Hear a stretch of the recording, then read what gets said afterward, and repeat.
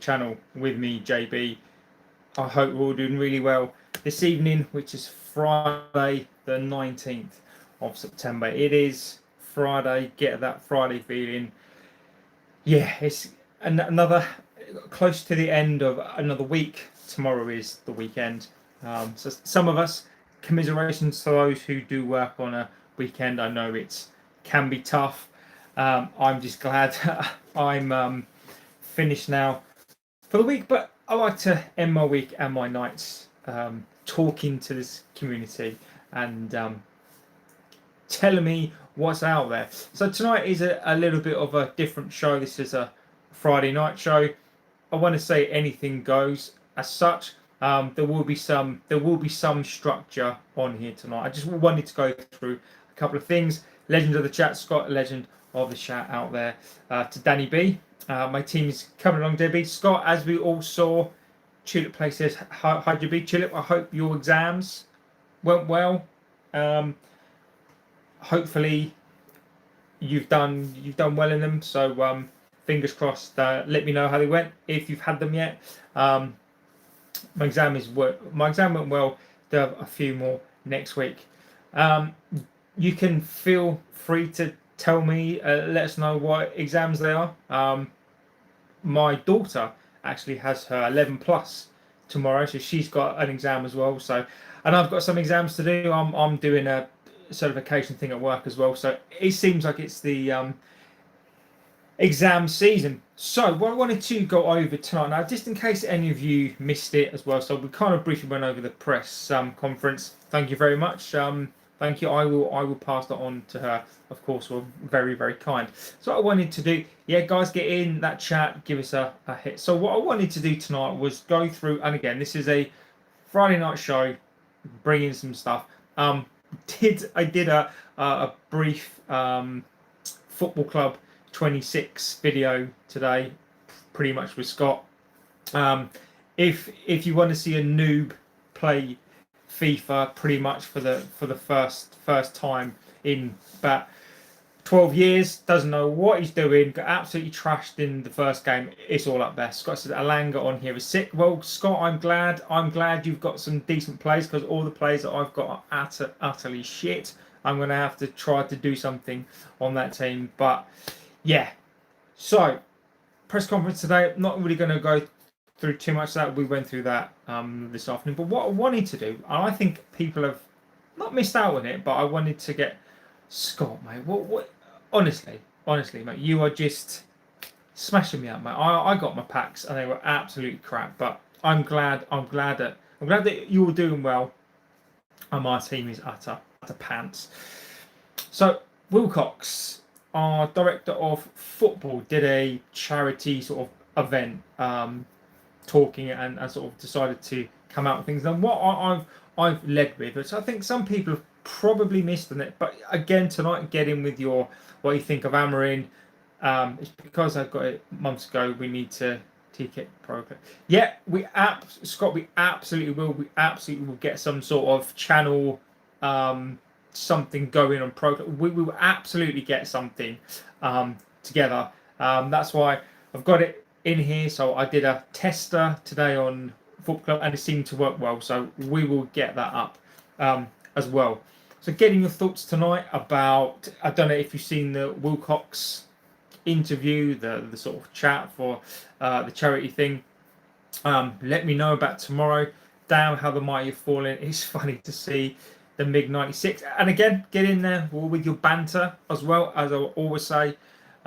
Be just, as long as we are respectful to each other in the chat. It doesn't matter if it's banter, get in there with the banter, because, you know, we are a banter club right now. Wilcox sort of alluded to that as well, and we'll go through those points. So let me know in regards to all that. Amarin in, Amarin out, what you see for this club. Do you think that we're going to go down? Where do you think that we'll end up? Let's get through it tonight. There's a game tomorrow, 5:30, United v Chelsea. Let me know how you think we're going to get on with that one. Amarin seems quite buoyed today in the conference, and do you know what? I might as well go through that. Whenever you're live, I've got to hide my bird. Why is that? Have you got a pigeon or something? Whenever you go live, I've got to hide my bird. Love it, mate. Absolutely quality. Is it true they offered Amarin a contract? No, we'll go through that as well, Scott. Who's your favourite CM today? My favourite centre midfielder today. It's a very, very good question. No, my lass. Who's your favourite centre midfielder today? Oh, it's a very, very, very good question, actually. I quite like, is it Gavi? I think he's pretty good.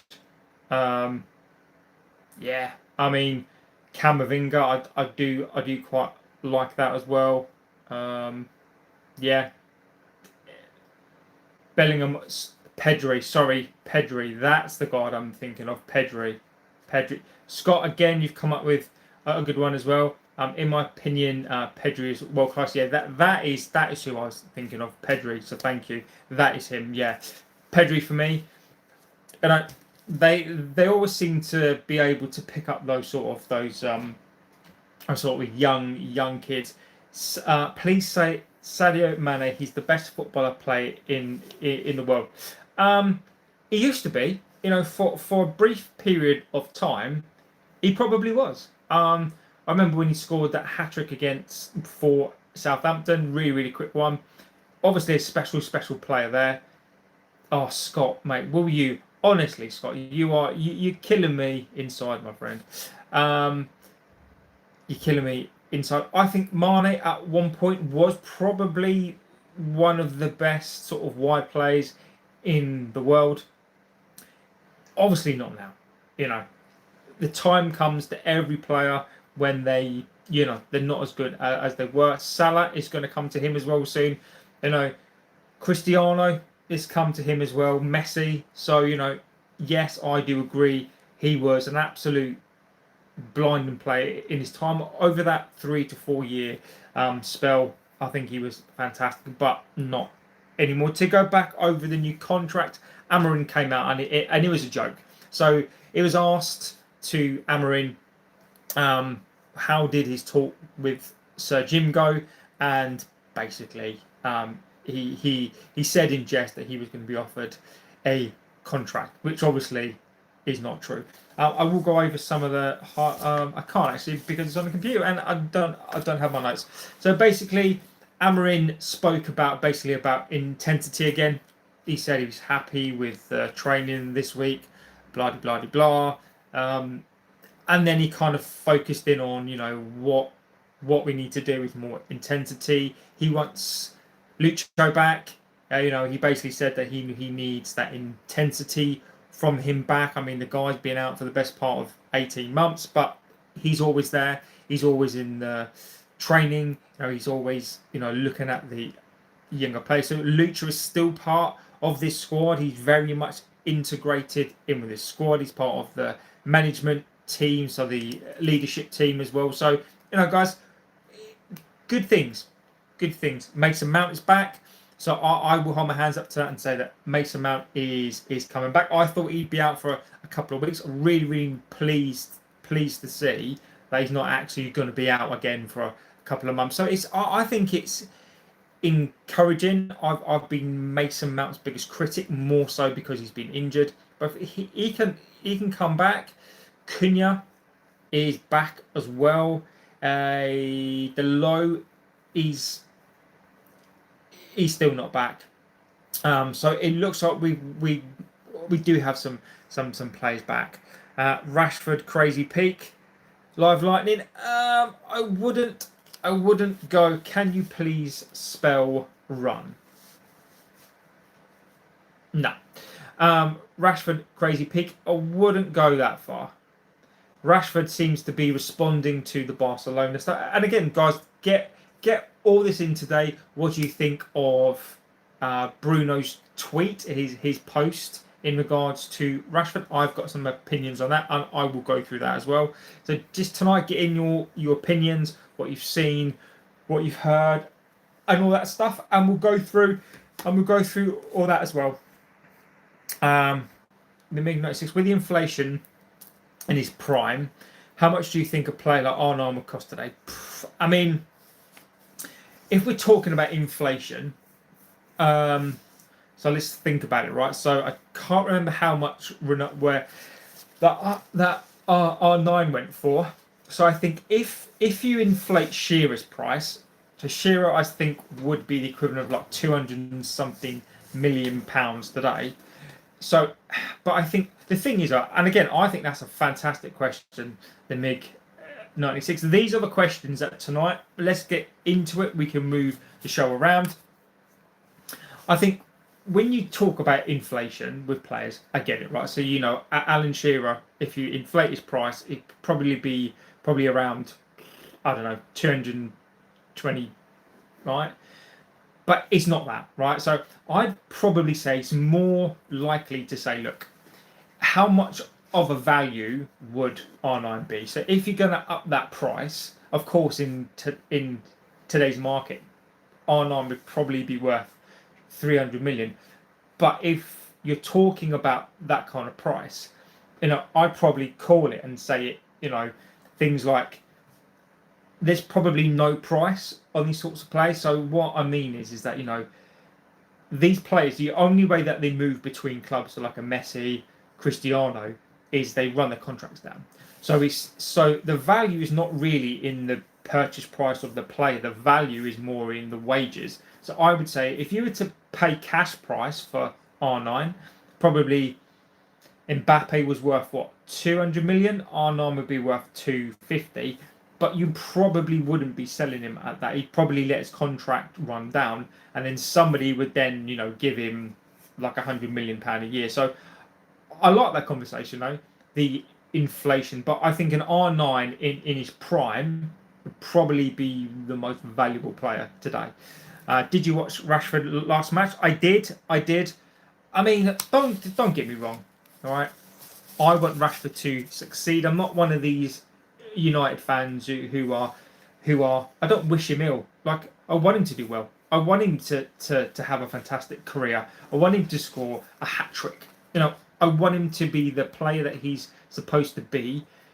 But maybe it's not here. And actually, I'll comment to the Wilcox quotes because I think there's a reason, and I think there's a valid reason that when you look behind the hood or when you lift up the bonnet and you look at the engine, sometimes there's now more of a clear reason why maybe these players don't succeed here. I think it's really, really interesting. Kevin McGee says Barella, Vitinha, Ruiz, and Lobotka. McTominay, yeah, you're amazing. Thank you for your streams, and I appreciate you. Zephyr12012, thank you, my friend. I appreciate it. I really, really do. I really, really can't to say. I'm only as good. I'm only as good as the people that watch the stream. So it's only good because you guys watch this stuff and give me your time. The Nothing Guy says Amrin seems to persist on his system and he's not wrong in my opinion. Amrin has a system that could work great, but the players seem to have lost the passion for the game or they are underperforming. Now, the Nothing Guy, that's what Amrin said today. So So Amrin said today that basically he's not a system. These are Amrin's words, not word for word, but Amrin did allude to that today. And in his opinion, he says that it's not his formation, it's not the tactics, it's the mentality of the players. And I think you can fall on either side of that. Some people that come on here are very, very staunch on their opinions that it is the tactics, it is the formation. I do believe fundamentally it's the mentality of these players. Now, when you shift it across, the one thing that I will always say is that Amrin probably doesn't have the players to play his system. It's probably not the system. When you think about it as well, it's if these players can't play this system, they can't play the system. You know, if that's not part of their skill set, but then at what point does he go, well, look, I don't want to go back on the principles that I have, but maybe I have to tweak them because of the players. So I think this is a fascinating argument now, whereby I personally think it's the mentality of the players. But I also think some of these players don't suit the system. So is it fair for me to say now is that these players they don't fit the system? They're not the profile of player that fits the system. Rather than me trying to take the easy way out and just say, oh, these players are not good, are not good players. These players must be good players, but maybe they're not the players for the system. His man says, I was actually trolling about the Sadio Mane thing. It was a big meme from way back. I actually went to know, what do you think it went wrong for United when Fergie retired? Do you think it, what do you know, where do you think it went wrong? The thing is, what went wrong when Fergie retired is really, really quite simple, right? Is that imagine you've got a car, right? And you know how the car runs, right? And you've been fixing it for years because people think that Fergie had an exorbitant amount of money throughout his whole reign. He didn't. Okay, towards the end, he was basically keeping this club together with chewing gum, sellotape, a bit of string, and he was the only one who knew how to get the best out of these players and run this club. The problem is, when he left, it fell apart. You couldn't get someone else to run the club like he did. Now, the club fell apart, and also the Glazers were here as well. So I think that when Edwards left as well, when Fergie left, they took the heart out of the team. They took basically the ability for this team to run, and the Glazers were in charge. And again, the Wilcox stuff is really insightful, and I think some people have missed some of the things that he said, but we will get into that as well. Sausage and Egg Boy says we're getting relegated. Cunha is, yeah, and Burmo is Sausage and Egg Boy. I mean, I don't know if I agree with your assessment of these players. It's an opinion, as I say. I will read your opinions out. Obviously, I will miss out the expletives in those opinions. Doesn't mean you're wrong. We watch football in a completely different way, but I get it. Zone says, I can't stand Rubin anymore. I hope the president's conversation is the last Zidane is free on the market, and I'm with other legends. Zone, again, my friend. Look, if Amrin continues the way that he is, and these players don't respond to him, if Amrin keeps persisting with this system that doesn't suit these players, these players don't suit the system, then he's going to go. However, again, Wilcox, and I will go through this as well because it's really important that you guys hear this as well, because Wilcox is talking about the long term. There's a plan, there's a long-term plan here as well. Sir Jim is basically saying that this is season number 1 for Rubin as well. So, I think that now these things are starting to come out. I think is giving context to the fan base that we're going to need time, and Amrin will be given that time. Then Nothing Guy says, looks like Bruno and the other players love Rashford's performance. I hope nothing but the best for him. He has a great talent, and if he gets to showcase it in a different club, exactly. And do you know what? The Nothing Guy, I think that's a very intelligent, and that's a very adult. This is not me, but I think it is. I think it's a very proper comment to make, and I agree with you completely. Prime Kaka would be worth 230 to 50 all day. And his fan says Rashford looking amazing. Both goals straight out of the top drawer. Barca getting a bargain. That's what we feared, but I take whatever we can get next season and get him out of the club. Ray says, what do you think about the Algerian national football team? If there's a political element to that, I don't know. I can't say I know much about that team, sadly. I can't really give you too much. I apologise, Danny B. I'm going serious. Look at the stats alongside each other. Mbappe, I'll let you guys get into that. Upper Ken says the players mentally react to the system because they are not versatile players, so the coach has to play according to the play strengths.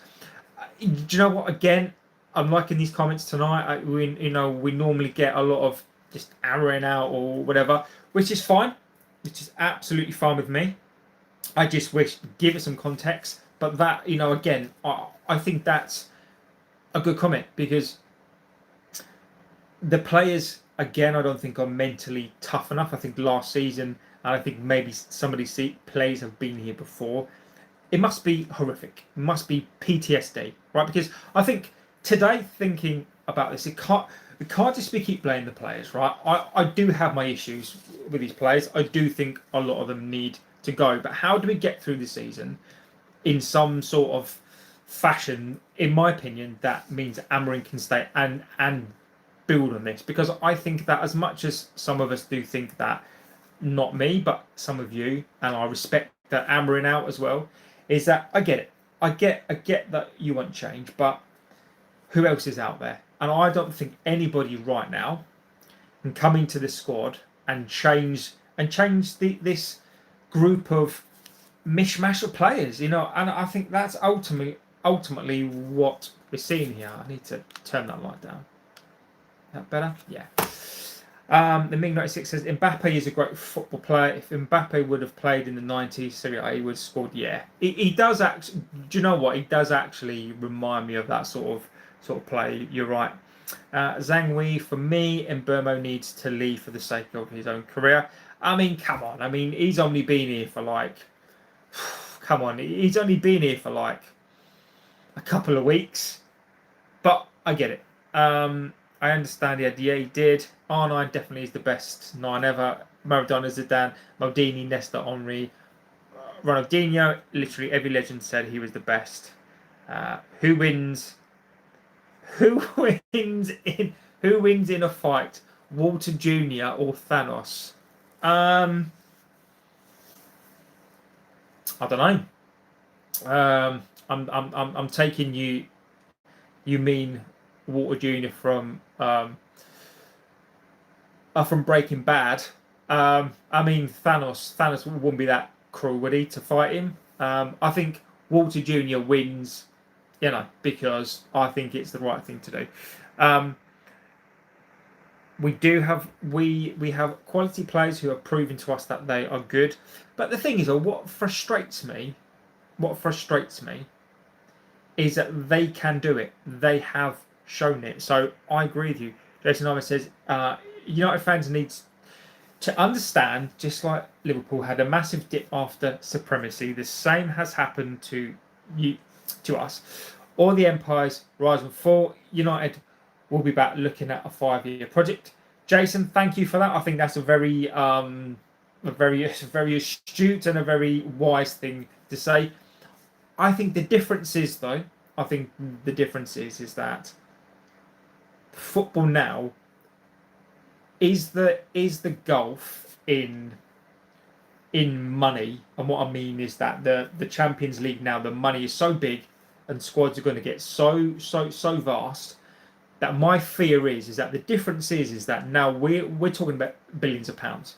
We're in billions of pounds of debt, which disables us in being able to do different things. If that debt wasn't here and there was no interest payments on that debt, we'd probably be in a much better position. And I would say that we'd probably be able just to survive without the Champions League. But also now we're factoring in games as well, so we have less games next season because we're not in Champions League, because we're not in those competitions. So Jason, whilst I do agree in theory, I just wonder how we're going to catch up. I think financially, it's going to be very, very difficult.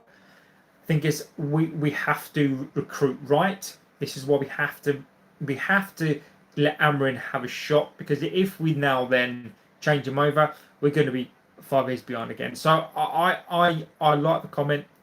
I admire the comment, but I think it's a slightly different time.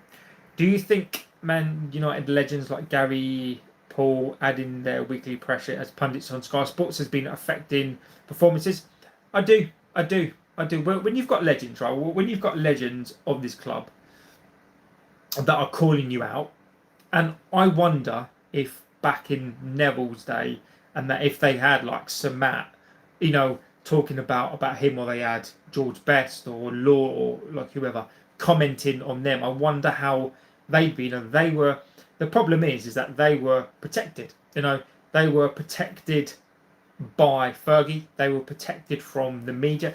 They were protected from the papers. Like Beckham was absolutely hounded. Beckham, after that World Cup, Beckham was destroyed. But imagine if social media was around now.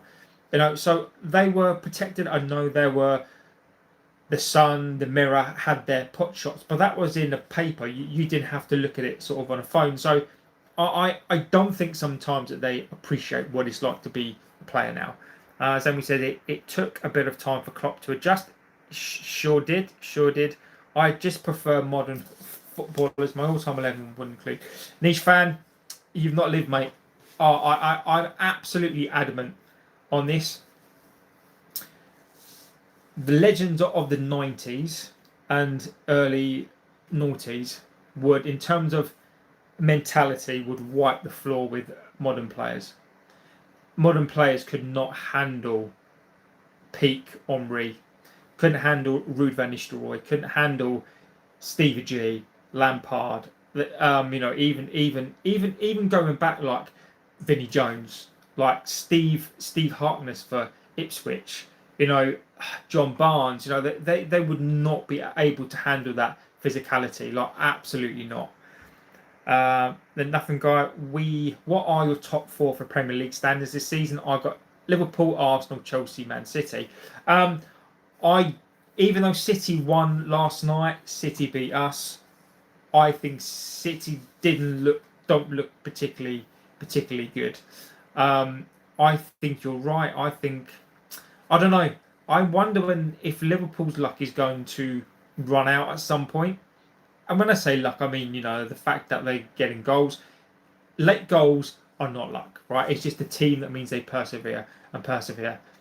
I think Arsenal can push them. I do think at the end of the day, I think you're right. I think it's going to be Liverpool, Arsenal. It depends on Chelsea. It depends on. I don't like Chelsea's back 4. I don't think Chelsea's back 4 is particularly good. I think their front 3, front 4. I think from that midfield, I think Casido is Enzo, and then you've got Joe Pedro, and then you've got the other guy, and Palmer. I think that's enough, but I worry about their back 4. But I think you're right. Liverpool 1, Arsenal 2, City maybe 3. I think City or Chelsea 3rd or 4th, especially if Walter Jr. has infinity crutches. I love it. My all-time 11 is CR7, Mbappe, Yamal, Messi, Seedorf, Casido, Hakimi, Ramos, Maldini, Nuno Mendes, and Buffon. But that's not bad. I do think, though, I'm sorry, niche fan, you are missing Roberto Carlos. You cannot sleep on Carlos. Roberto Carlos was absolutely something else. Zidane, can't sleep on Zidane. I mean, Zidane was just absolutely unreal. I mean, there are more, but Casido, I think Makalele, I think probably as a little Tommy Tank over him, to be honest with you. I think Makalele probably better than him. But yeah, not a bad team. Did anyone say you look like Jamie Carragher? The difference he's got is just, mate. I get compared to Ruud van Nistelrooy. Here, I get compared to all. I think it's the just the bloke's face and the beard. I've got like a face that's suit. Like if I was an NPC, right? So if I was an NPC, I would just be like a copy and paste. I've got like a copy and paste normal bloke's face.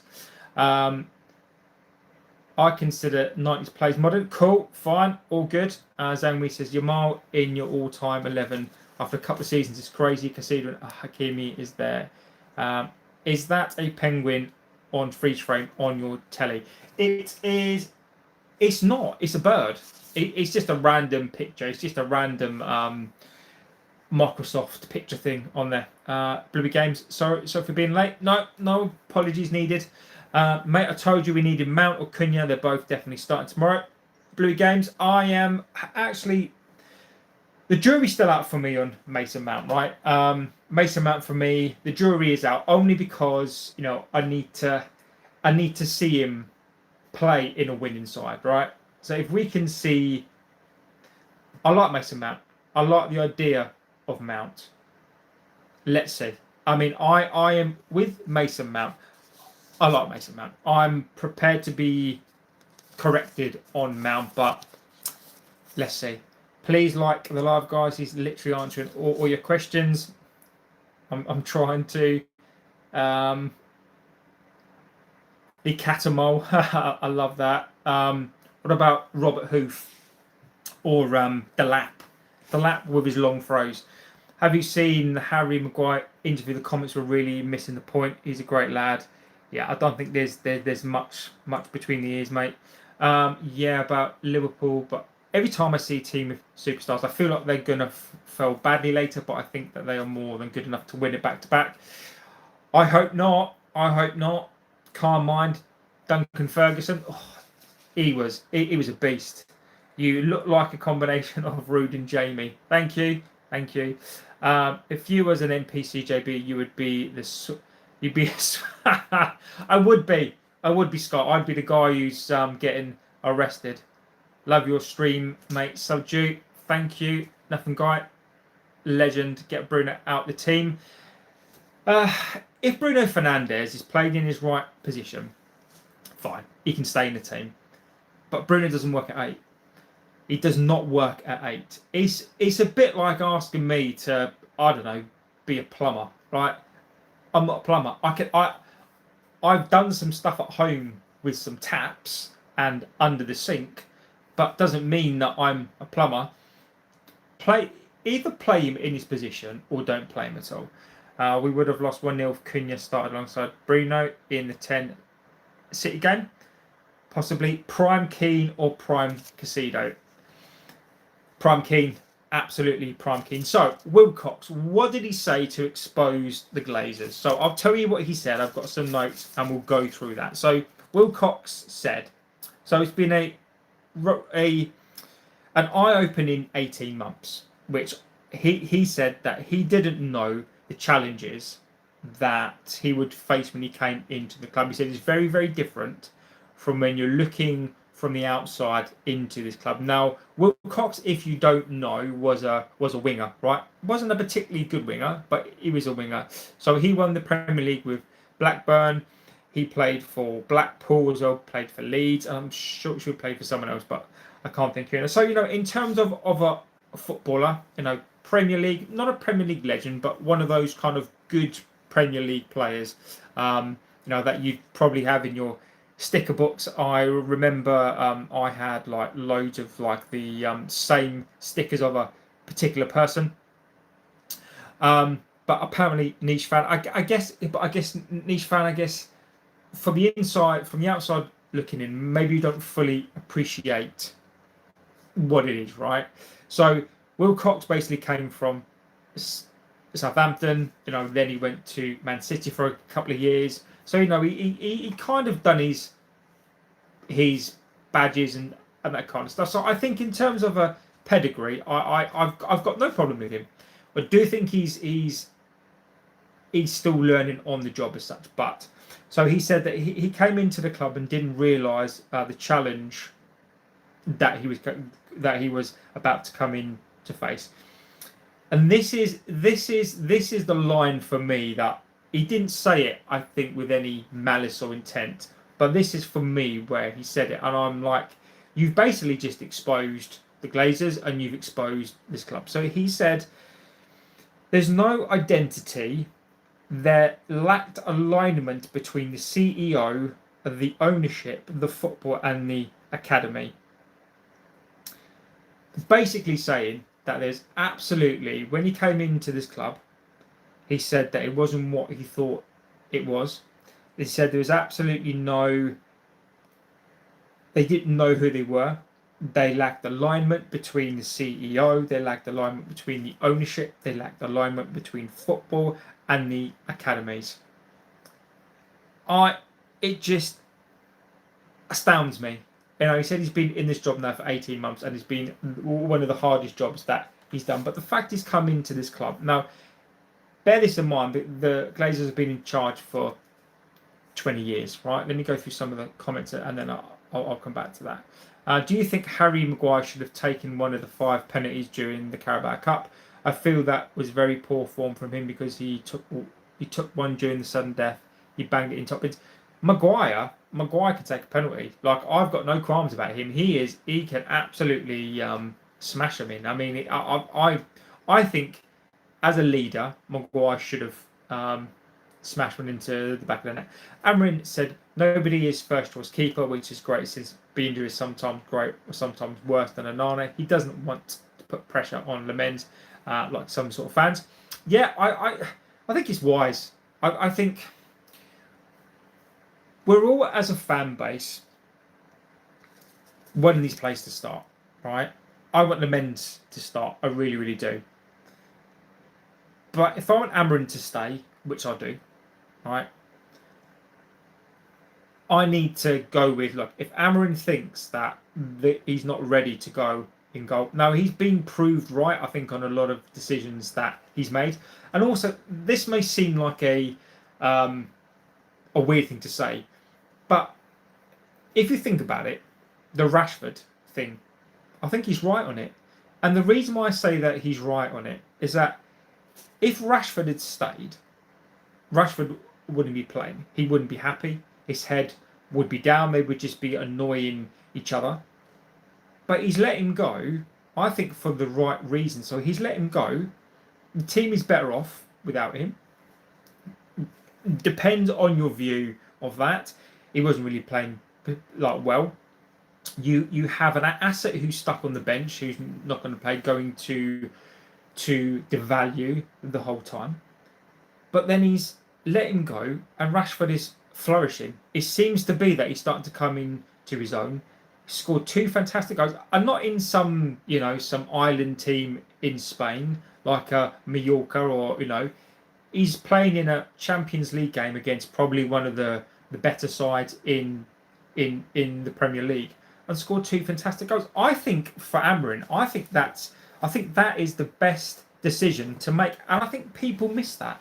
I think people think when you let a player go sometimes, it's if they start playing well, then that's a bad thing. I actually think Amrin made the correct decision on that because it means that his stock is now going to rise. It means that we'll get money for him. Okay, fine, maybe we won't get as much for him as he's worth, but that's the chance you take. So I think Amrin's 100% right in letting him go because Rashford is now, maybe he'll turn it around and maybe he'll be the Rashford of old. Fantastic. Stay there, have an amazing career. But I think that's one that Amrin has got right.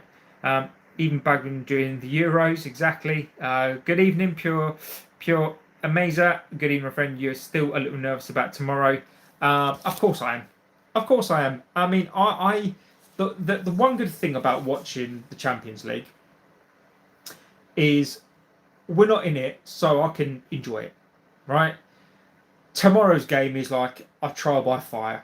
You don't know what you're going to get. Cunha's back, Mason Mount's back. No, is Amrin going to play Luke Shaw? Is he going to play Bruno in the 8?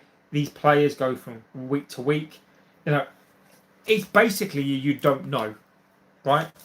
All you know is that Amrin is stubborn as hell, which I admire, but also at the same time, I think Amrin is his own worst enemy. At times, I think you can be stubborn, and I admire sticking to the principles, but sometimes you have to go, look, I don't have the right tools for the job. What can I do instead? So, there's so many factors involved here. Like you're saying, Rashford wants to play at Barcelona. He wasn't happy. Situation, environment, exactly. That's why we loaned him, exactly. Blue Game says, let Shesko become a penalty taker until we start winning or improving. Bruno is a bit shaky at times this season. We saw that at Fulham, but he never misses, so it wasn't that terrible. Yeah, I just, when I talk about players on here, right, and I do give players like a hard time because I just think that mentality needs to be better, right? If for example, right, Luke Shaw, I'm his biggest critic. I want him gone, right? Not because I think he's a bad person. I just think as a footballer, he's done, right?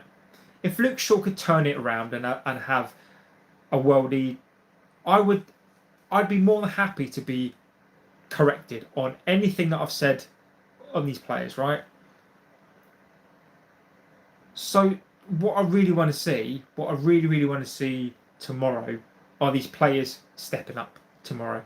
You know, I want their even if they don't like the system, have a bit of pride. Have a bit of pride for the people who are watching you. Have a bit of pride for the people who have travelled, you know, on your away games or when you play at home. You know, play for that badge. There's nothing better than when you go to that stadium. It's rocking. You know, people are singing your name and they've got your. Just imagine this, right? Imagine you play for a football club. It doesn't matter the size of that club, right? Imagine going to play football, number one, and getting paid, and then number two, like having these people to pay money to come to watch you play and having your name on like the back of their shirt. It's a privilege, and I just don't understand, how can you not get up for that every single week? How can you not be up for doing your dream job, and just, even if you don't like the formation, just play to the fans. Just do something. Just be brave. Shet says, did Usama really? Yeah, we're not doing that, my friend. We're not doing that. Tony Lasagna says, what do you get when the Pillsbury Doughboy bends over? Please tell me. Emmy, we know what's going to happen tomorrow. We'll get battered with this stupid formation. Emmy, look, all I'm going to say on it is tomorrow is that we could win 3-0 tomorrow. We could draw 2-2, 3-3. We could also lose 4-0 tomorrow. It's not an exaggeration. It could be any of those three. That's why it's so difficult to watch. If I had to guess, I would call it a draw tomorrow. I think if we can get a draw, sneak a win, I think that I almost think, Emmy, what's going to happen tomorrow is we're going to get a performance like we did against Arsenal. But can we win it? That is the question. Where would Man United be with that, Bruno? See, now I like this question. I like the question, and the reason why I do is because people think it's simplistic, right? Like last season, if you take Bruno's goals out of last season and the assists, do we automatically, are we down, right? People say yes. Now I'm going to caveat to that, and I'm going to say, well, actually, so why does that mean it's true, right? Okay. Whereas if you take two players, one from Wolves and one from Brentford, right, and you put them in our team, one scored 15, one scored 20 goals, right? Therefore, right, logically, right, if people are saying that this is true, that if you take Fernandez's goals and assists out of this club last season, we would go down, then logically, then you would say, well, actually, then surely, then if you take two players, two of the four top scorers in the league, then they're going to score, right? But that hasn't happened. So if Bruno wasn't in the team last season, who knows? Who knows? Would there be somebody else that would come into the team? Would Bruno Fernandes's influence not be on that team? So somebody else would have to step up to the plate, and would they inspire the team a bit more? So I think it's a bit.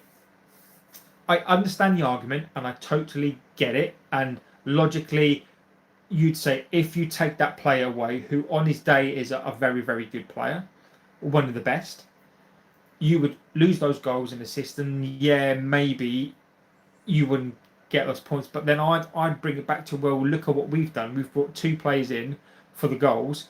They haven't scored the goals really yet. So maybe if Fernandes went, maybe the opposite is true. Maybe we'd then have a new leader. Maybe we'd have a sort of maybe different mentality within the team. I just think it's an interesting talking point, and I think it's a good question. Tony Lasagna, donuts, excellent. Emmy, I hope Jim told Ruben to alter his formation. Emmy, the moment owners start telling managers what to do, then you end up with a club that's totally messed up.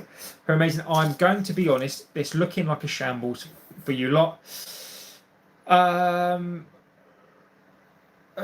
genuinely looking like a bottom half relegation side, no balance whatsoever, no chemistry, chaotic play style and fan base. I think so. I'll come back to you on that. I don't think relegation. Bottom half, I think is if things stay as they are, we won't go down, but we will limp across this season like we did. When you say about chaotic in terms of the fan base, I agree with you completely. I think this fan base has been spun around so much. I think this fan base is tired. And when people, I think, say Amorim out, I don't necessarily think they are. I just think they're tired. I think they're sick and tired of another manager coming in, finishing 15th. I get it. And the automatic response is Amorim out. If you notice, in all of these shows that we do, in a lot of the chats, where are the Amorim out? And I know it's almost a bit like that's the default position that nobody really talks about now. But why are we saying Amorim out?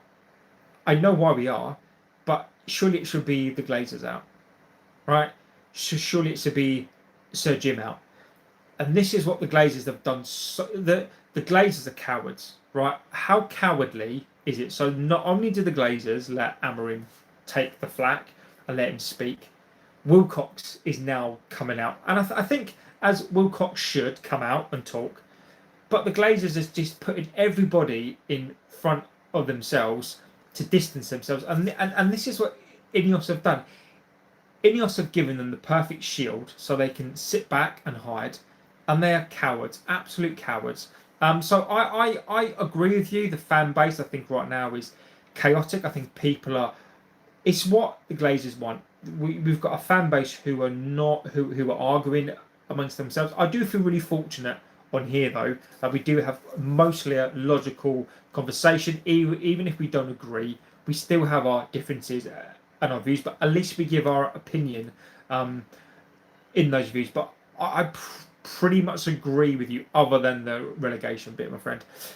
Bluey Game says Maresca basically hinted at Garnacho starting since the team is probably tired because they played away at Bayern.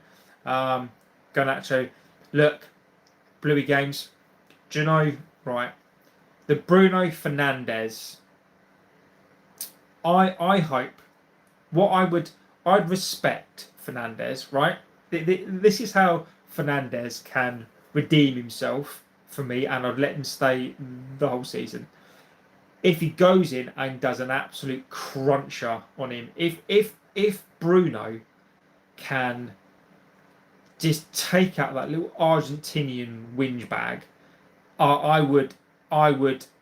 it would show more leadership and guts than I've ever seen from him. So if that was Roy Keane, I'm telling you now, if that was Keane would make sure that the kid was out for 18 months. I don't necessarily condone it, and I'm not saying that Bruno should go and injure him, but what I want to see some be like, you know, you've left this club now, we're going to put something on you and you're going to know.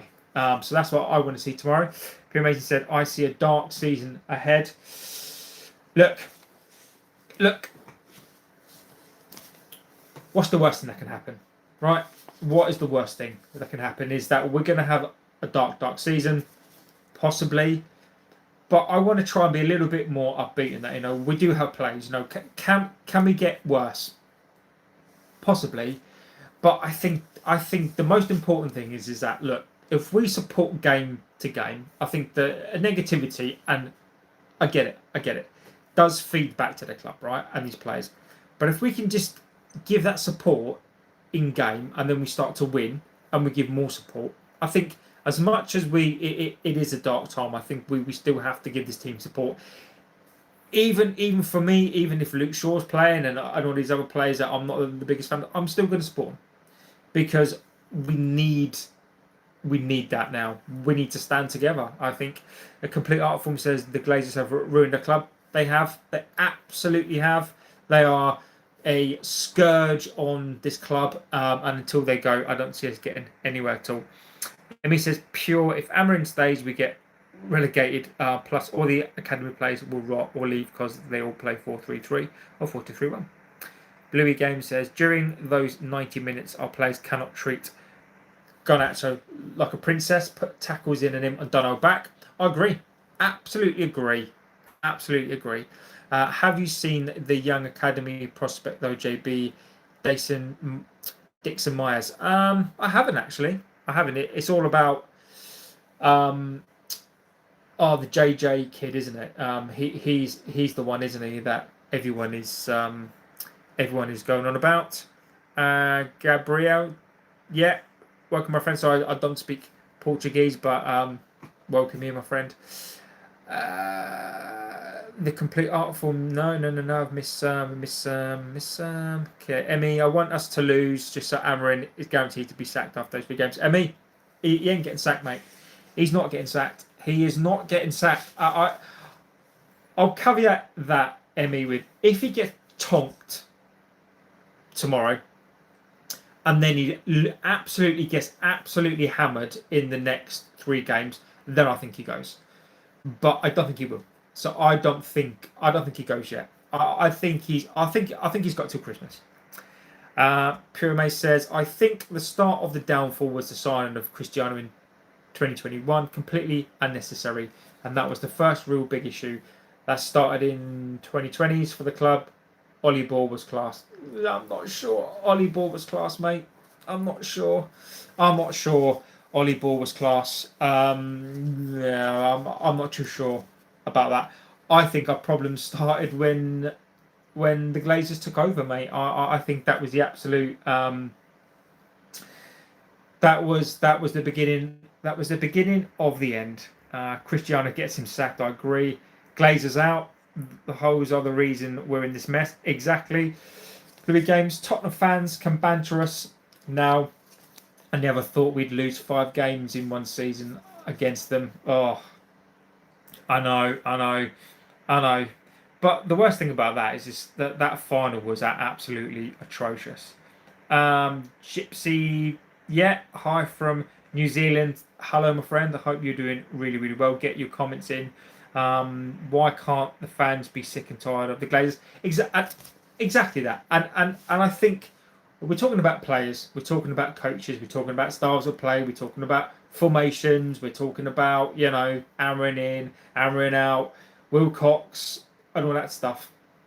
Until the Glazers are out and until this debt is gone, until Sir Jim either buys the club or fucks off, like this issue is going to be here, and it is summed up. And I will go through it. I'll get to the end of these chats, and then I'll go through the Wilcox stuff. So he basically said when he came into this club, and bearing in mind the Glazers have been here all this time, okay, and what annoys me about this is just think this has been going on for what 20 years nearly, right? This has been going on for 20 years, right? He's coming to this club, and the first thing that he said, and these leeches have been in charge for 20 years, there's no identity. They lacked alignment between the CEO, the ownership, the football, and the academy. So basically, there's no cohesion. There's no link between the CEO, the ownership, the football, and the academy. I mean, what does that say? I mean, imagine we've had that for 20 years. That for me it's a very, very simple line, but it absolutely just exposes the Glazers. It exposes exactly what this club is. There's no leadership. We don't know who we are. We've been tumbling around for the last 15 years.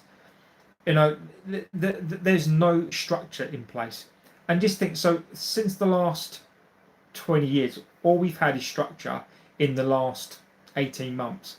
And we wonder why that we're in this mess. It is ridiculous. Darshan, do you miss Rashford? Whoever leaves, becomes a better player, like Anthony and Scott. I will agree with you on Scott. I don't agree with you on Anthony. He's a fidget spinner. He's not good enough for the Premier League. Rashford, I'm pleased for Rashford. Like, Rashford is not going to work here, right? And like I said, I think Amorim has made the right decision for Rashford, because Rashford was never going to work. So I think actually for Rashford and for the club, I think he's made the right choice. Sometimes in life, players don't work out at your club, right? For what the reason could be, they don't like the coach. The reason could be they don't love the club now. And I think Amorim and I think the club have done the right thing, because what we've got to accept as well is the welfare of these players. Now, I'm the first to criticise these pampered players, right? You've got these pampered players, who are paid millions and millions of pounds a week to do a job that any of us would kill to do, right? They are pampered. They're adored, and sometimes I think a big chunk of them don't appreciate that. But when you're looking at it from a pure footballing side, right, and you're looking at it from you go to work, right? If your asset isn't happy, right, you've got the welfare of that player. At the end of the day, whether I like it or not, and I don't like it, but we've got to think about the mental health, right?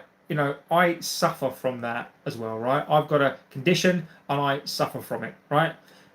I'm not paid millions and millions of pounds, but I get it, right? At the end of the day, they're still humans, right? So I think Amorim has done the right thing. I think it's the best thing for him to go. You can see it. He's gone to a club who, at the moment, I think are probably run better than us. There's probably more pressure there, but you can just see him be a bit freer. So I think he's done the correct thing. I don't miss him because he wouldn't be the same player.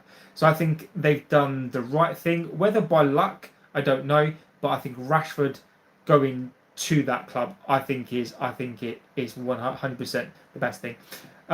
Bluey Games, see you tomorrow, my friend. I hope you are doing really well, so have a good rest of your evening. The Glazers are using Ineos as human shields. I like that. They absolutely are. They're using what the Glazers do. They'll put your gran. They'll put anybody in front of anybody else, so they don't get the blame. So to make a couple of pounds, they would put their mum in front of themselves. They put their siblings, anything to shield themselves from the real world, and that's who they are. And they're absolutely a scourge. Pure Amazing said, respectfully, I think it's not even down to opinion at this point. Amorim wants to execute the system and doesn't have players for it, and somehow I'd allow him to do it. Pure, I disagree slightly. I think, and again, respect your opinion. Where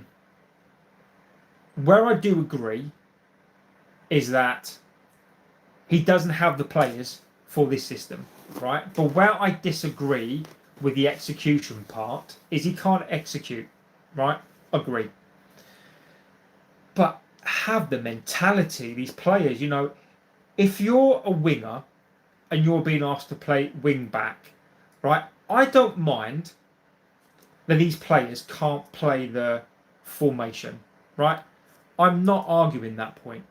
I agree that these players are the wrong fit for this team.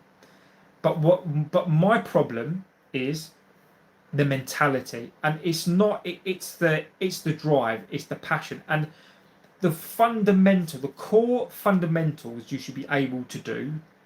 They're not doing it. So what I mean is, you give your all. You don't let your heads drop. If you're a defender, defend, right? If you're a winger, be a winger. If you're a centre midfielder, pass. There's attributes that you should be that the most simplistic things that you should do is run, run, tackle, shoot, header, right? Be able to pass, be able to do those simple things. And yet, system-wise, I get it. But the mentality, at least have a bit of pride, at least be sprinting back, at least show a bit of heart. And I'd much rather us lose to City showing a bit of heart, showing a bit of, heads up. Fernandes, just busting his gut instead of chucking his arms in the air. These players busting the gut rather than just letting the heads drop. And I'd much rather that. If I saw that, I'd be more supportive of these players. I understand it is the system. In fact, I'd probably have more sympathy knowing that these players don't suit the system. But then the more focus is on Amorim. So I think there's a blurred line right now between Amorim, who's stubborn, these players who can't play the system. But then my whole argument, the whole thing behind all that is then the ownership. Why hire this guy? And that's what I don't get. Joey Keaton says, "Oh, Manchester, yeah. So you say maybe someone else would have stepped up if Bruno wasn't there. Who would it be? Maguire, Casemiro, Luke Shaw, De Ligt." But again, right? Let's just say, right, Bruno wasn't there, right? Maybe a De Ligt would have stepped up, right? But then maybe we would have had to have gone and bought another centre midfielder. Maybe we would have sold Fernandes for, say, like 100 million. Maybe we would have bought some different players.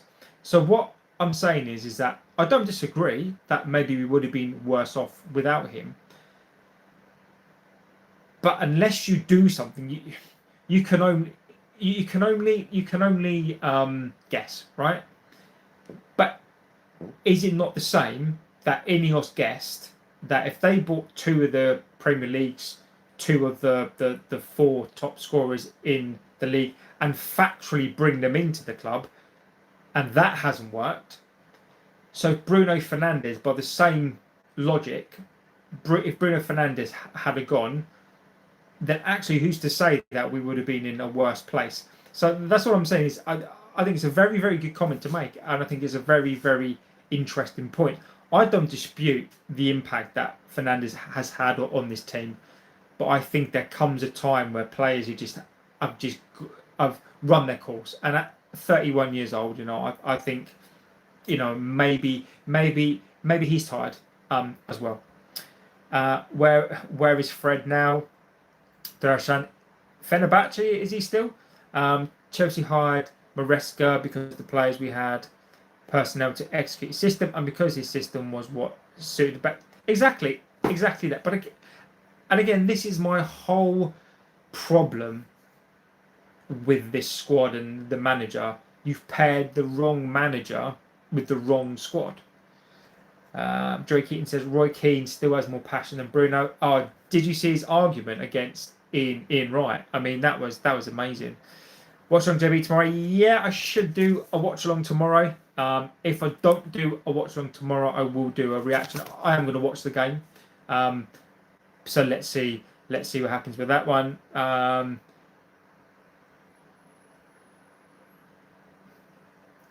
Joey Keaton says he'll get sacked. Amos says Amorim needs to stop the stupid two-man midfielder bringing when somebody.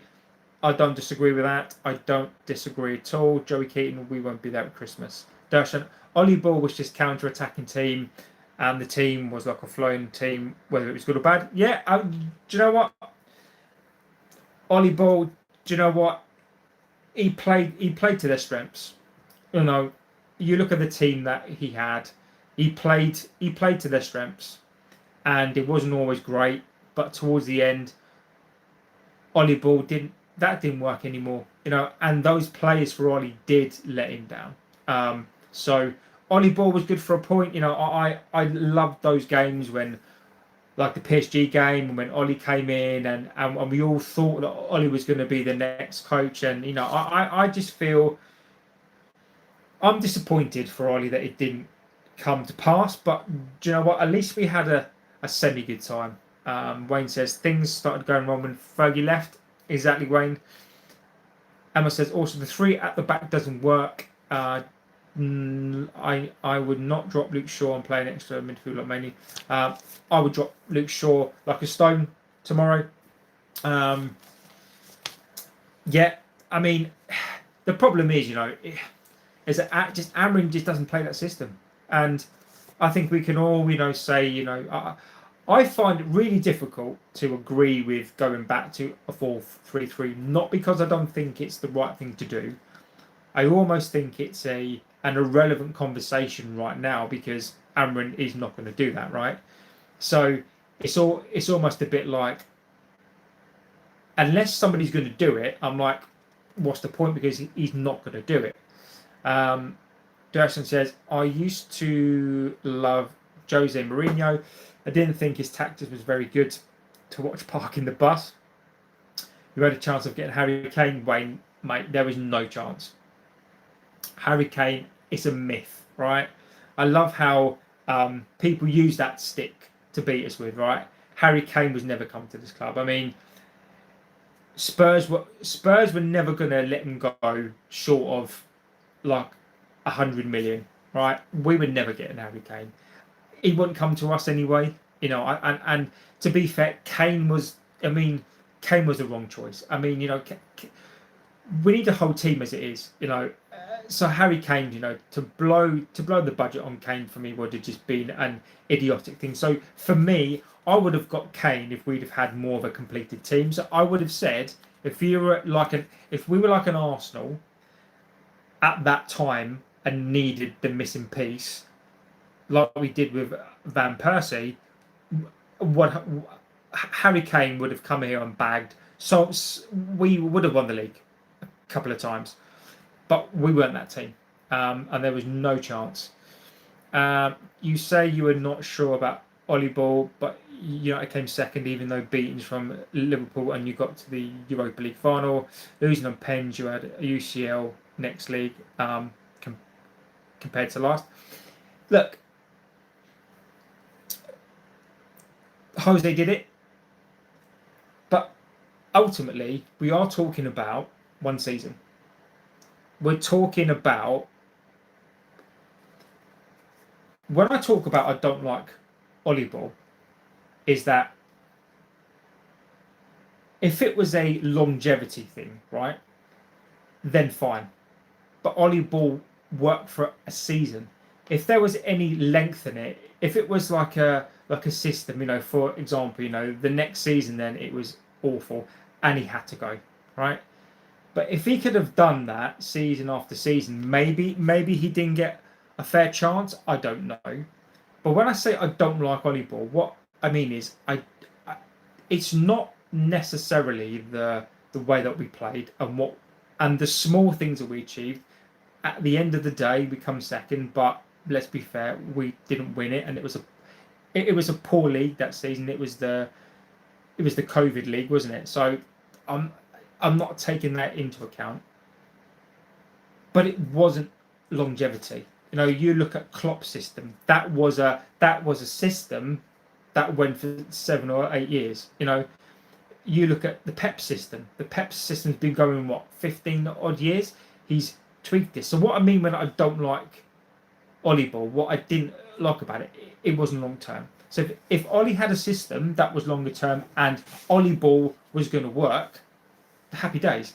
But it's more about the longevity of the system rather than a sort of one-hit wonder. And then outside of Ollie Ball, when that didn't work, there was nothing else. So it was a flawed system. I went to school with Peter Barnes.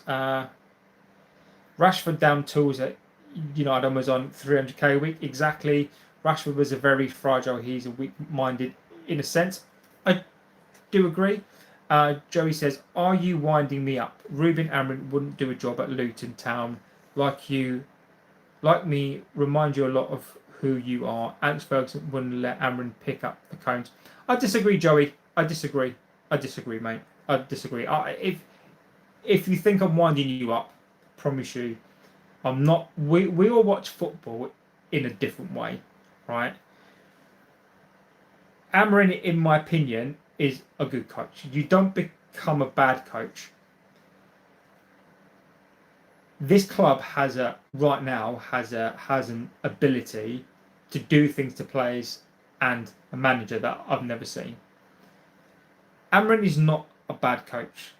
Are these players individually bad players? No.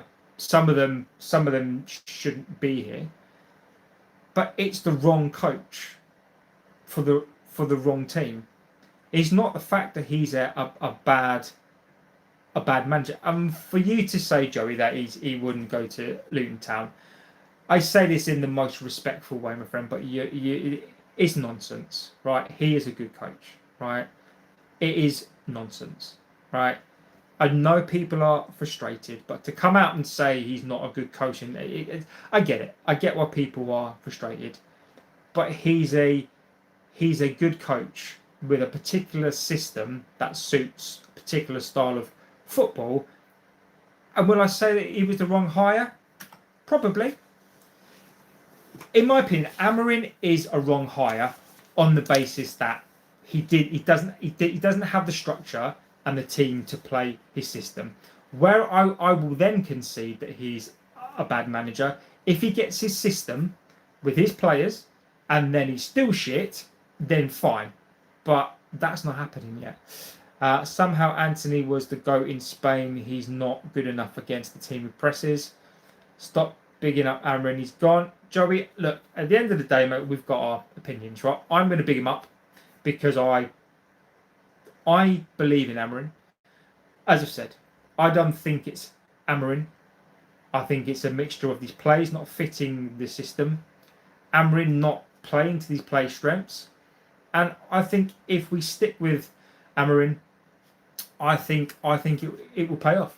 Would you start Lamine tomorrow? Yes, I would. I would absolutely start him tomorrow. John Fire Sam says, bro, score prediction for tomorrow.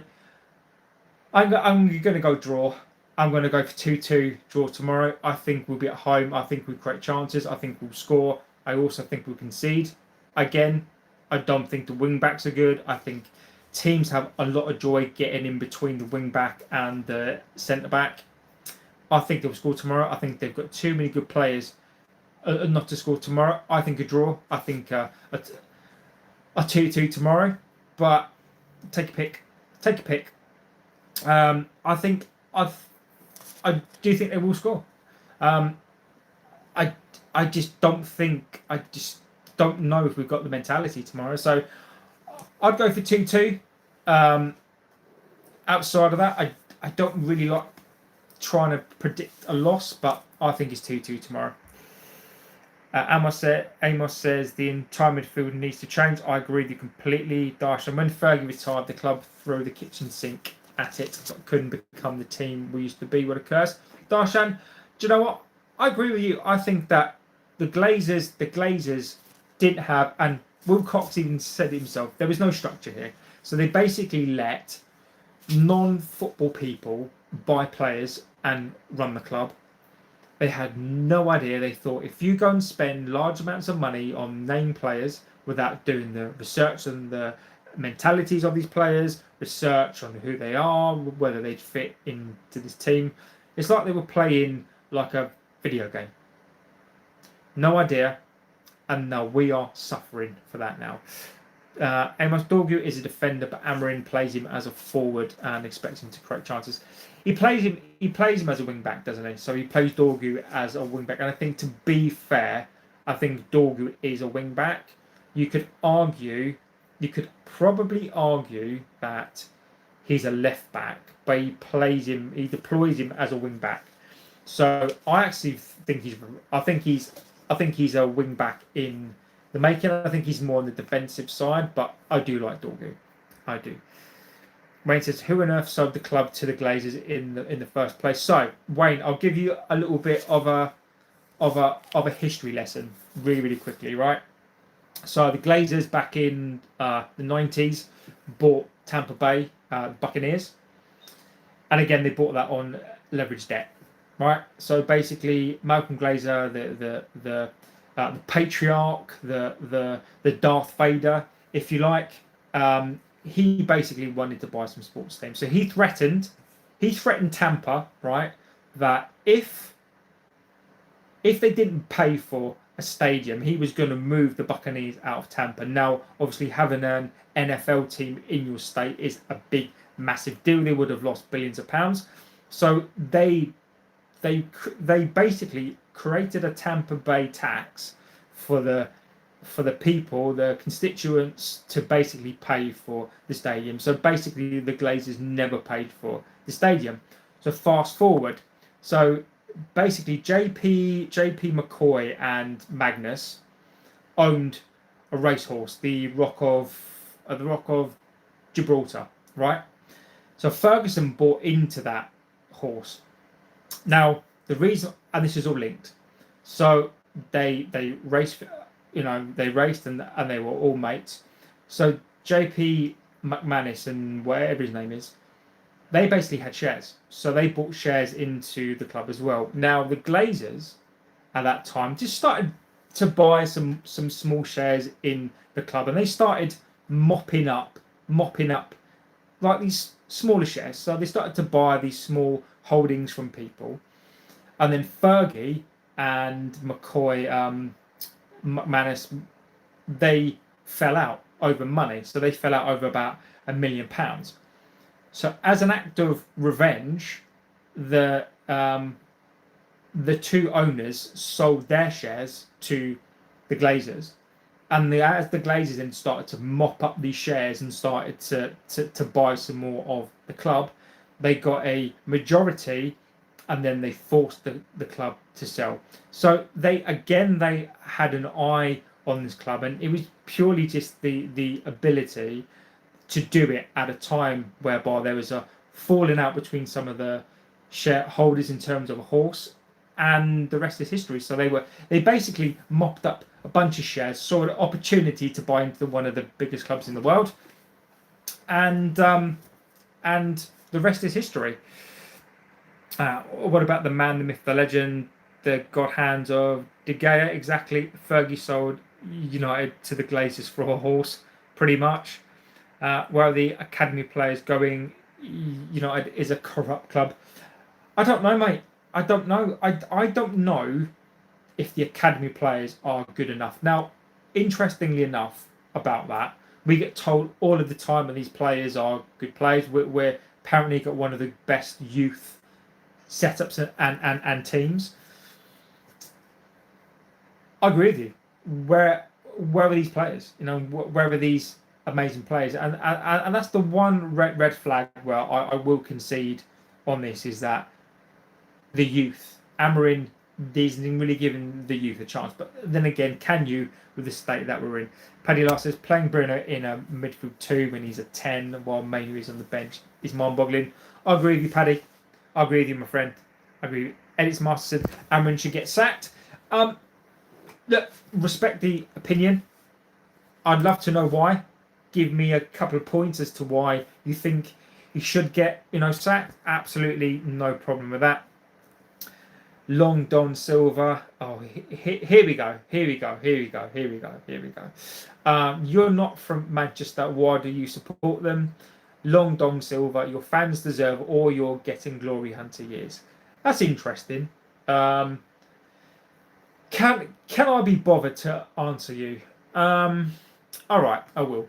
So what you're saying, and I've had something similar on here before, is so what you're saying is if you're from Manchester, you should only support United or City.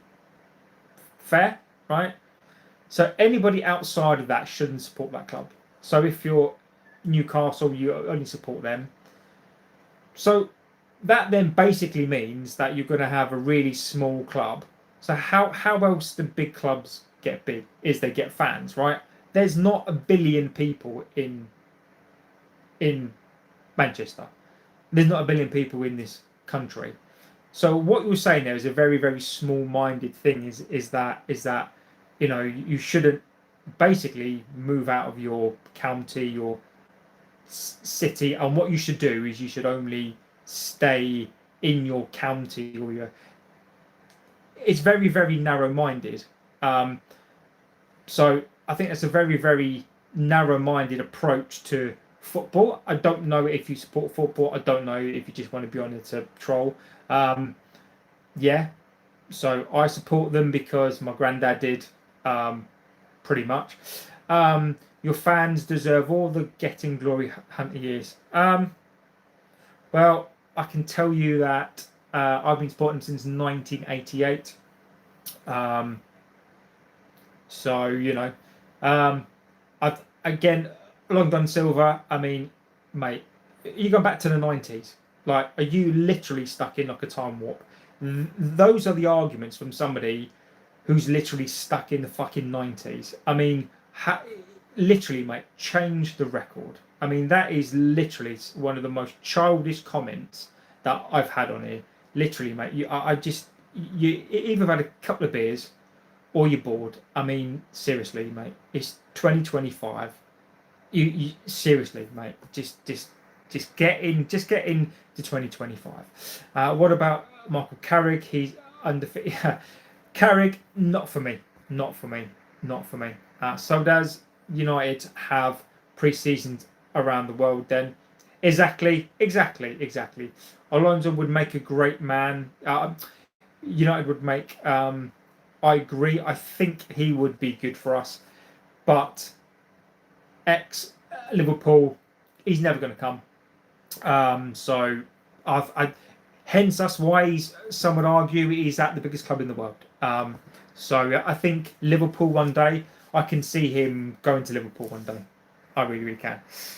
Vinny X says, no matter how bad we were under all these managers, under Fergie, we were never this bad. We were top 8 under everyone except this guy.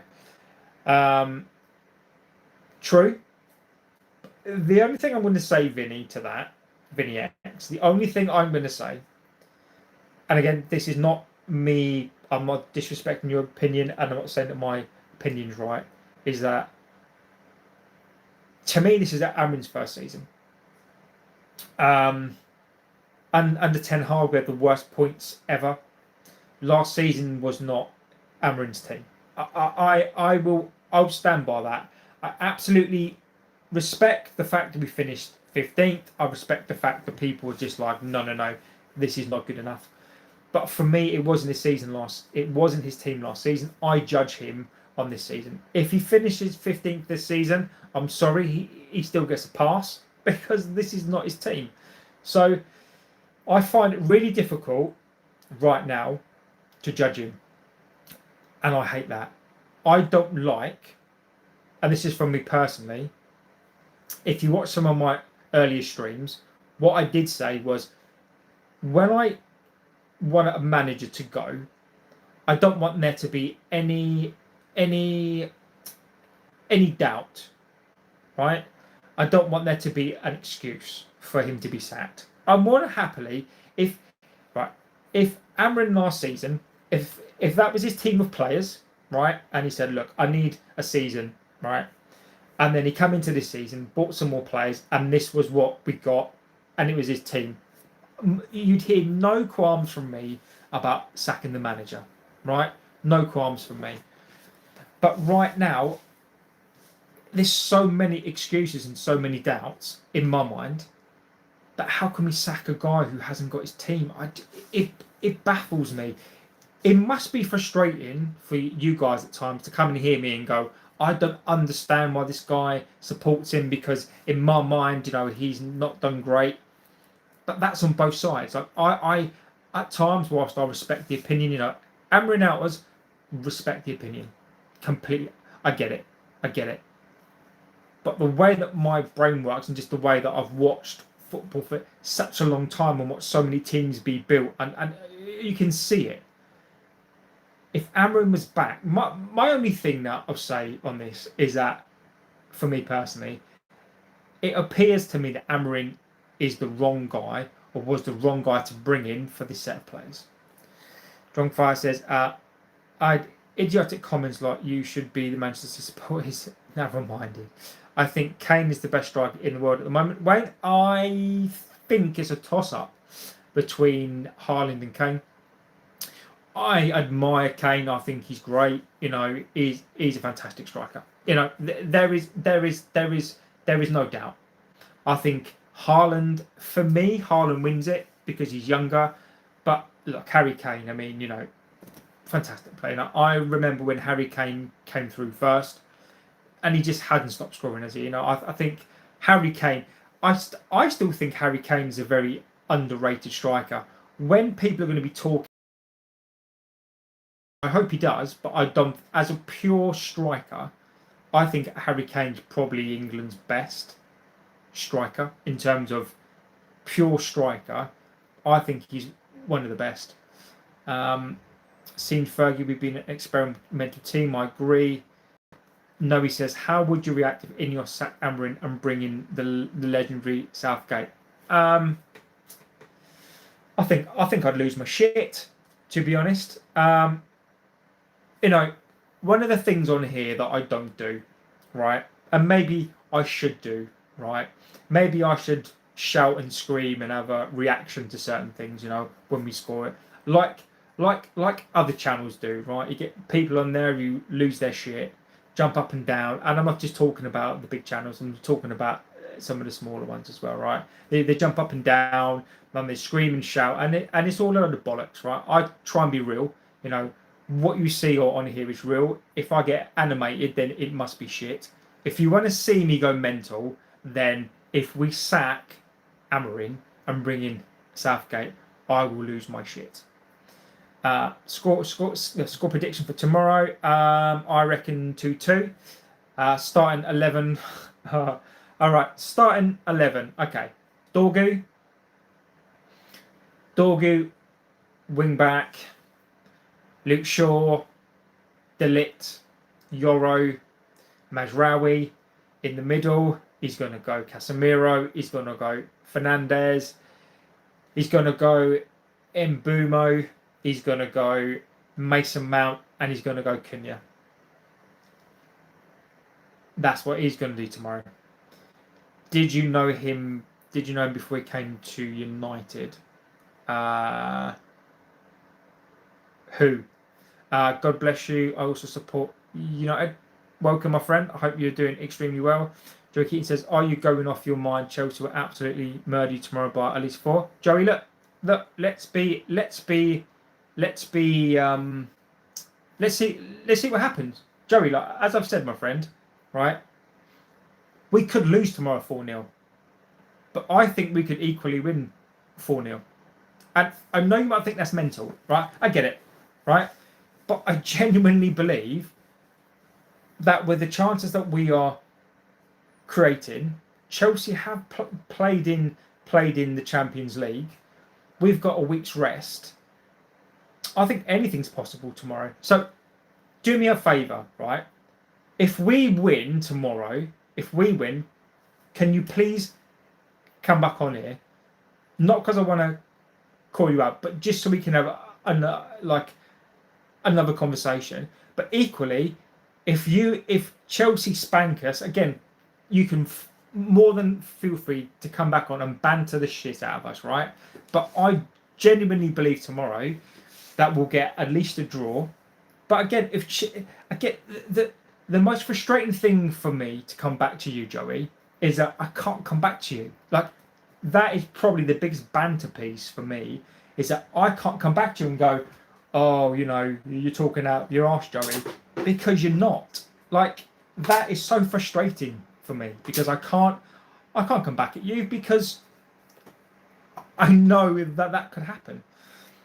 So, just come back tomorrow. I'm off to bed. Good night. I'll see you tomorrow. Manager plays is a vicious cycle. I agree. Do you like beans on toast? P, who doesn't like beans on toast? I mean, who doesn't like beans on toast? I mean, it is the best food ever. Mohammed says, hi, hello, my friend. Hit that like button. Exactly. It costs absolutely nothing. Wayne says, I'd have supporters all over the world. You don't have to be from Manchester to support the club. Exactly. What do you like about the manager? Joey, again, very, very good question. I actually like his formation. And when I say what I like about the manager, I'm going to talk about stuff away from United that he's done, and I'll talk about stuff. And I'll get, do you know what? I'll do you one better. I'll go through the stuff that I like and the stuff that I don't. So what do I like about the manager? Okay, I do like how he speaks to the media. I do like his passion. I like him as a coach. The sporting stuff, I think when he gets the right team, I think he's exciting. I like the football that he plays, not necessarily here. If you watch the Arsenal game, that's a glimpse of what he can do. I think he talks to his players in the right way. I think he's a very, very intelligent manager. And I do like how he sticks to his guns. I like how he doesn't take any shit. He gets rid of the players that he doesn't want. He's not scared to speak his mind. He's not a sheep. Now, what I don't like about him is stubbornness. You can be stubborn to a point. When does stubbornness? So you can be a person who has values, right? But where do your values end and your stubbornness begins? What I don't like is I don't like this persistence that he has, where he picks certain players, whether it's because he trusts them or not. I don't like the way that he doesn't take risks with players sometimes. There are red flags about his personality. As much as I like the personality, there are some traits. The fact that he's come out and he's offered to walk a couple of times, the way that he can be a bit emotional. I get it.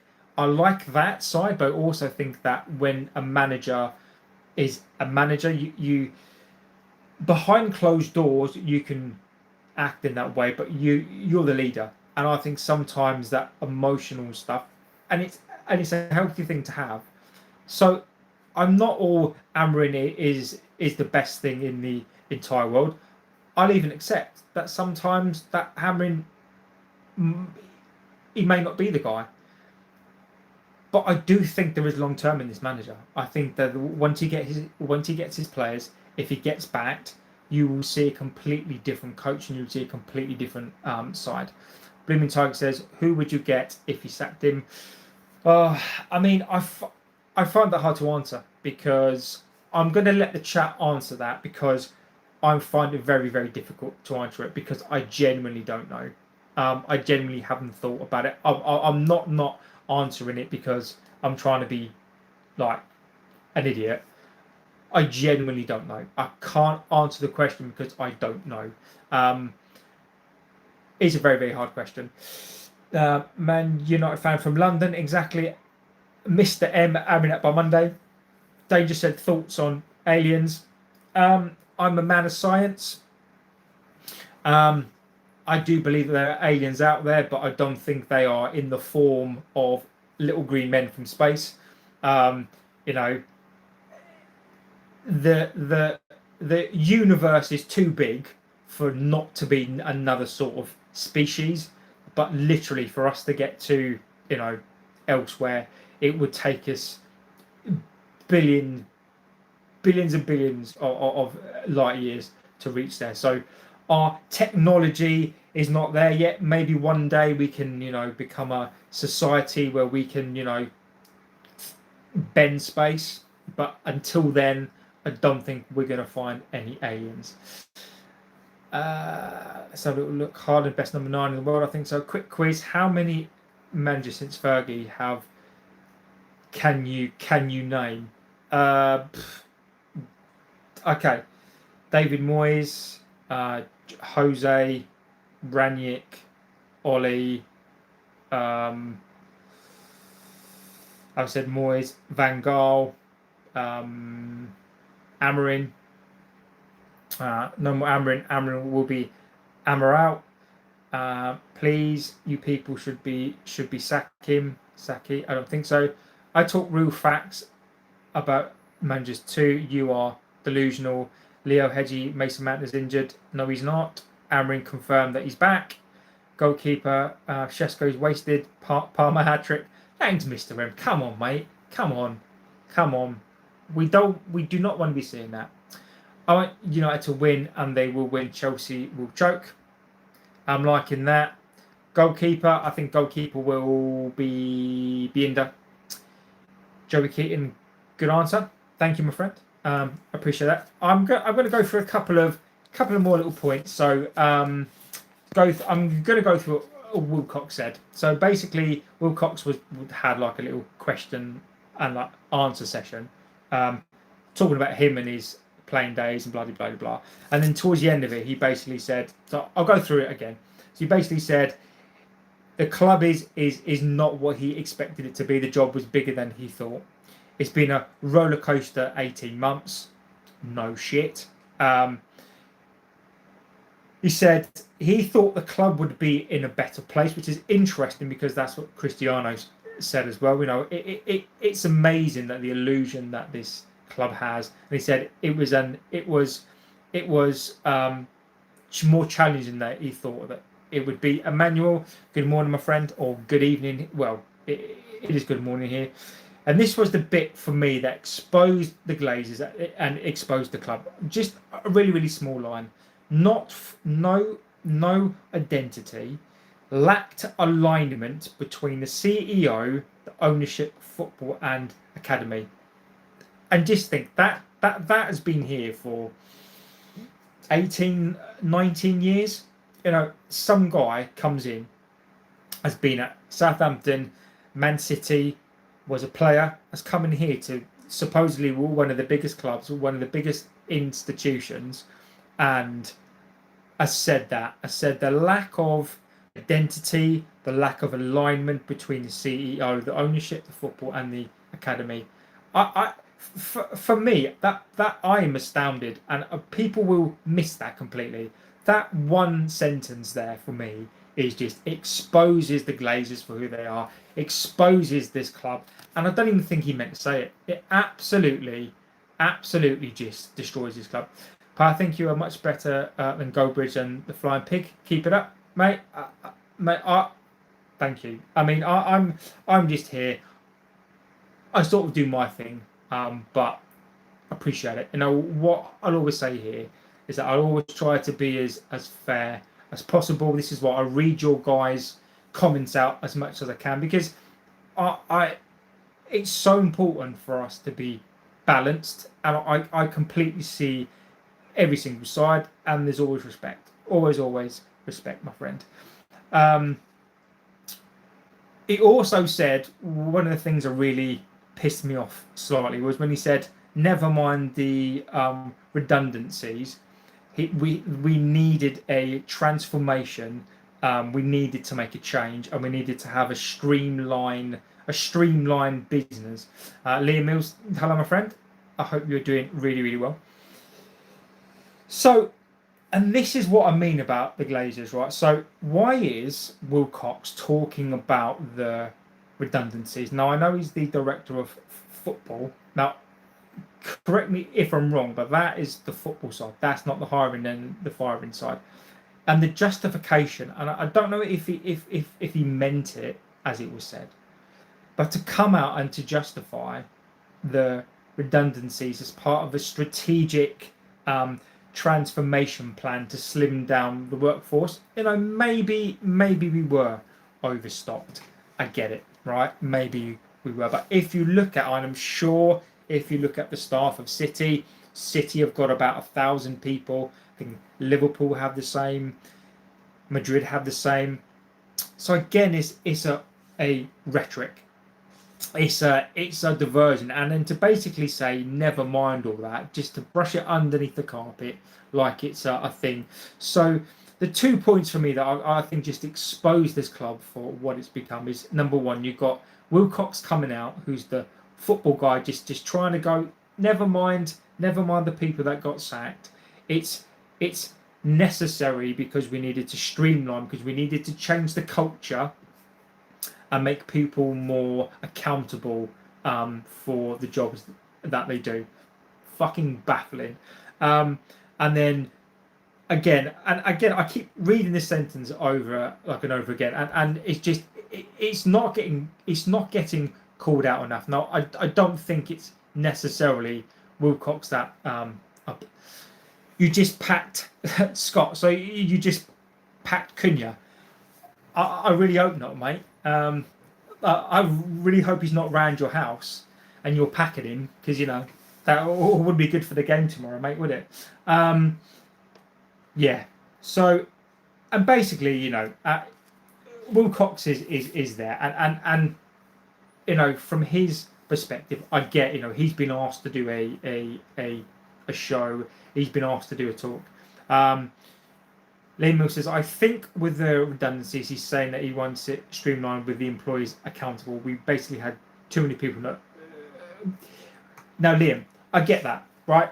I've heard that, and I don't necessarily disagree. So, you know, I've worked in companies big and small, and that does happen a lot. Now, if you do look at, and I'm sure that this is true. This is just from memory and things that I've heard, and I'm sure that it is true. Feel free to look it up and do a comparison. If you look at the workforces of equivalent size clubs, Liverpool, City, Real Madrid, and these are the teams that we're aspiring to be. I'm sure their workforce is up around 1,000. I think ours is about 500 or 600 now.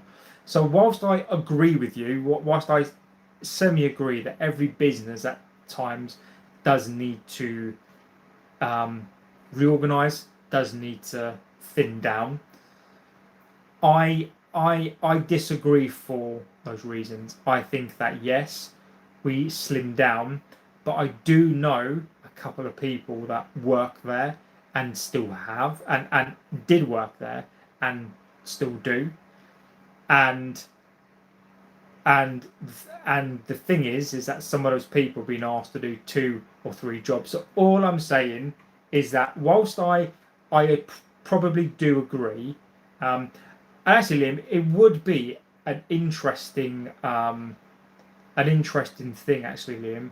I mean, again, maybe I've got my stats wrong, but I'm sure that I read that City, Liverpool now have like at least a third more than us. So again, I get it.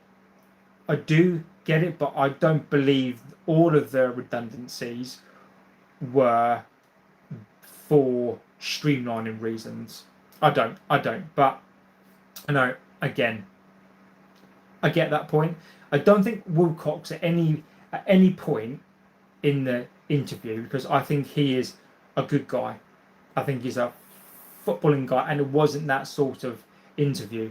But it is interesting how he speaks, and for me, the line about him coming into the club, and it wasn't said in any sort of way to expose the Glazers, but I think he has exposed them.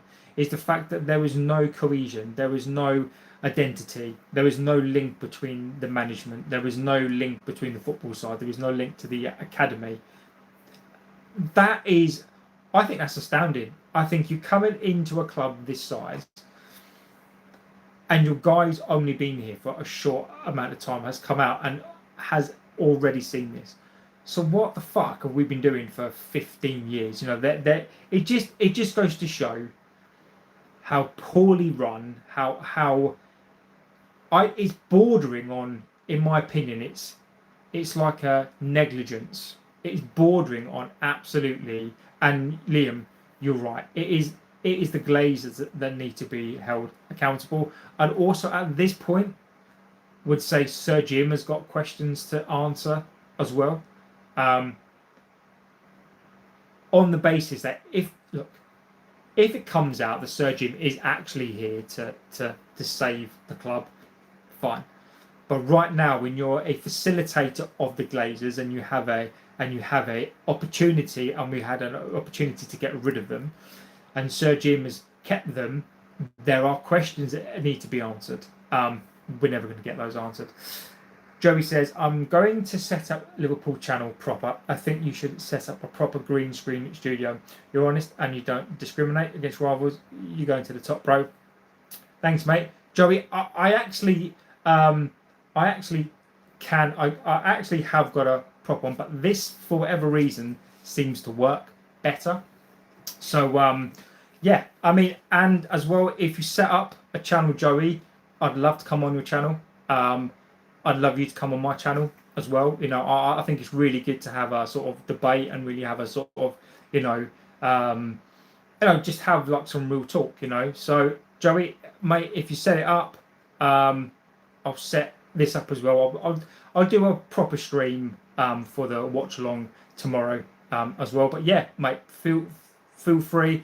I'd love to get you on my channel, mate, at some point.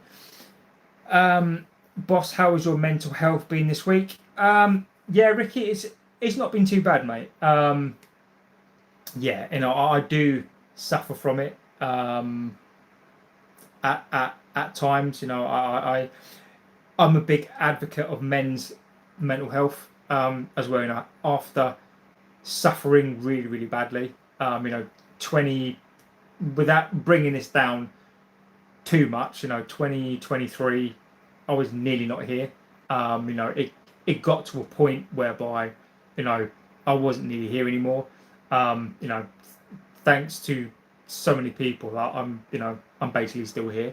But yeah, it's really important that as men we talk about this stuff, and this is why as men, banter and talking, and this is one of the reasons for me why I wanted to set this up as well. It's not a discrimination thing, but it's just that mostly men watch football.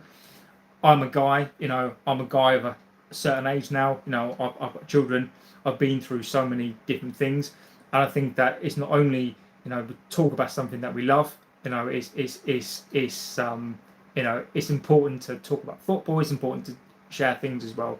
So this is why this for me it's mate, it's a community for everybody, but I can only talk about it from the sort of the male standpoint. A good walk in the countryside is great. Mate, agreed, mate. That's why, Liam, I'm always out. I go for runs. I mean, like I absolutely run everywhere. Running is my sport, is my mental health. Like sport for me is one of those things that like helps me out. Football, being able to get some of that out when like you're watching football. Exactly, Joey. Men need to talk, and this is why again this helps me out, right? I'm talking to you guys, and I don't tell anybody this shit. Like I find this such a way for me to open up a little bit as well. So this is why it's really important for me not to really judge people. I see both sides of stuff, but again, you can still do all that, have banter and like have a laugh, and I think that's what it's all about for me. So guys, I am going to go. Hour and 47 minutes stream tonight. Amazing stuff, guys. Like as I say, I absolutely wish I was still there and searching for things. I was there. I take Jesus, mate. I take, but it's interesting, Joey. Right? It's interesting how when I talk about this stuff, right? It's interesting, not how many of you guys then open up and you sort of say, I've been on this and that, and it's not funny, but it's an interesting thing how many of us are on different stuff. I mean, I took that as well, so I'm on bloody hell. I'm on like 3 lots of stuff now. But yeah, I mean, it's interesting how when one of us starts to talk, and it could be like that we all then start to open up and say, well, actually, do you know what, I was taking sertraline, I was taking X, Y, and Z, and it's this is what, if I can achieve if I can achieve a couple of things on this channel, and if it means that you guys can come to a place and just feel comfortable, it is it's all worth it. It really is. Frugal boy, look, if you think so, mate, if you think so, then they are awful owners. Terrible owners. So guys, I'm going to go. Thank you so much for being here, guys. I can't even tell you how much it means to me. And like I always say in life, right, is you can't buy time, you can't buy health, right? And the fact you spend your time with me here, the fact that we talk, the fact that you talk to me, you open up about your stuff, I'll share stuff as well, and the fact that you come here, you give this channel time of day, you give me your views, I genuinely cannot tell you how much it means to me. It sounds like a corny thing, but when you're striving to do something, and then somebody gives you, the time of day, and they give you a view, honestly, it is unbelievable. So thank you so much for being here, guys. I mean, absolutely amazing shows. I love these evening shows. I start off with a topic, and then we just talk about stuff. So fantastic stuff. So guys, take care, have a wonderful weekend. I'll be back tomorrow. You deserve it, mate. Your passion is great. Ricky B, legend. Thank you so much, my friend. I'll see you tomorrow on some sort of watch along tomorrow. Have a good rest of your evening, morning, or whatever you're doing. Take care of yourselves. Take care of your family. Yeah, guys, and I'll speak to you tomorrow. So stay safe, and I'll see you on the next one. Take care.